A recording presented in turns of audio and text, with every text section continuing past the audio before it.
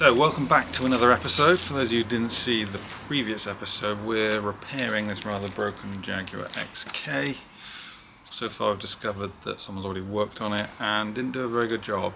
And what has kind of come to light since the last episode is to do with the codes that we saw from the code scanner. They're all related to bank 1 of the engine. So even someone in the comments of the last video got this wrong, but bank 1 is in Britain, the passenger side, this side of the car here, okay? Not that side. So when we've looked at the fuel injectors in the car, one of them has been replaced on that side, but all the codes are for this side. And when you look at the one that's been replaced, which would be 1357, it'll be number 5. And on this side you've got 2, 4, 6, 8. So number 6 is the one with the problem, but number 5 is the one that they've replaced. So that makes me think that they just mistook the side of the engine, and that's all it was. And then when they ran it again, it still had a bad fuel injector, and that's what caused the engine to hydro a lot from having too much fuel in the cylinder. But yeah, all that aside, let's get into it.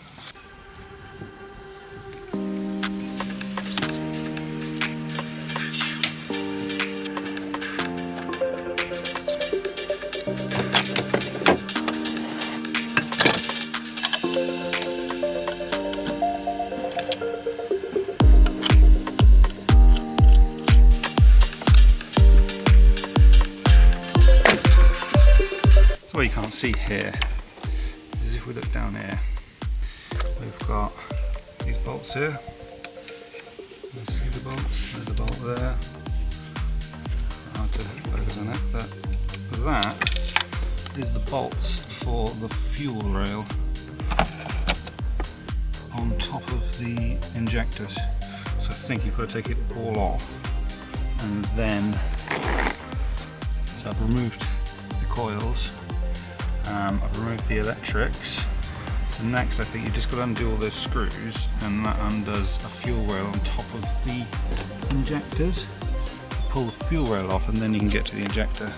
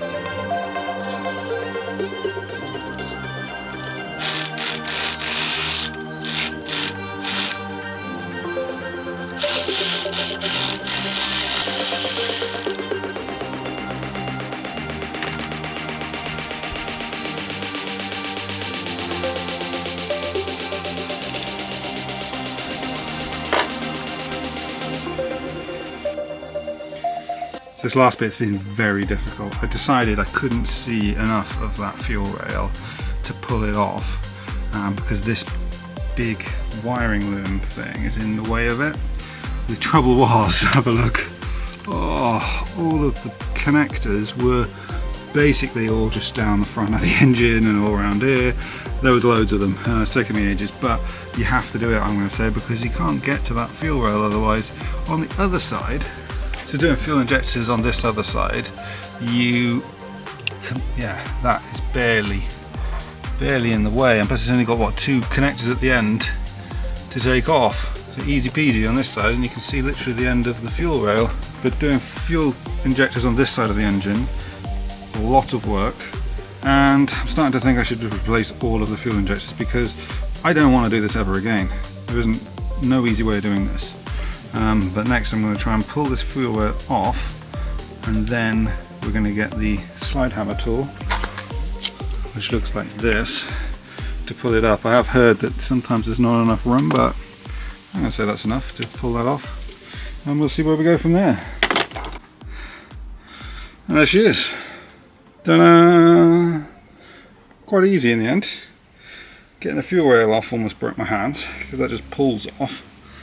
But then that tool, slide hammer, a few yanks, did chuck a little bit of plus gas in there, and she slid right out. I'm tempted to do them all now.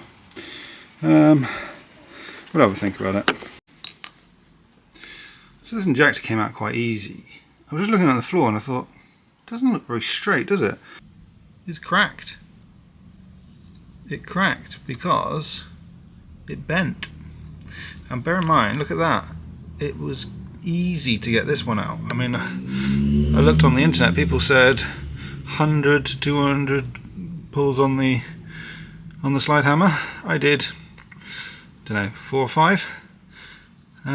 Yeah, so you can see what happens is there's a metal piece in the middle, and that's the rigidity, but it bends, and then the outer plastic bit snaps, and eventually you get a full-on stuck in the head moment.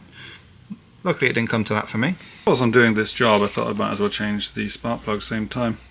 So yeah, got a box of them there. So that's the new fuel injector in place. I just refit the slide hammer. I gave it a couple of taps, it went in really easily. So next job is to refit these springs that fit on top of the injectors. They have to go on the ones they were removed, and the new one has to have a brand new one. So yeah, we'll just put them on and then we'll go with the fuel rail. So there we are, I've pushed them on as hard as they can go. Still a bit dirty around them holes, but I did clean out the actual hole that the new injector went into, and then you just push them on so they look like that. Next we're going to push the fuel rail on. So I've got the fuel rail, and we're going to push it into place. Hopefully it'll go over those seals fairly easily. It didn't come off easy, so I'm not expecting it to go on easy, to be honest. Might have to just screw it down if I can't get anywhere with pushing it on. It's not going on easy, so I think what we'll do is we'll get the bolts and we'll screw it on. So I'm going to screw the bolts either side of it to pull it in.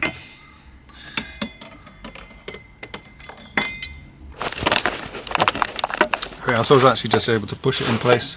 It's all gone over the seals. Now we're going to screw it down. Yeah, so just fitting up the fuel rail. A couple of bolts hold it on there, and then tied it the other side. That's all back together. We're going to put the coil packs in and put some wires back together, and we should be ready for a first start. Ta-da! Forgot we're rolling. Okay, so I plugged in all of the plugs. I've just loosely put all the intake on just because we want to go for a first start. All that's back together, all the plugs, everything, all over the side, so we're going to go for a start.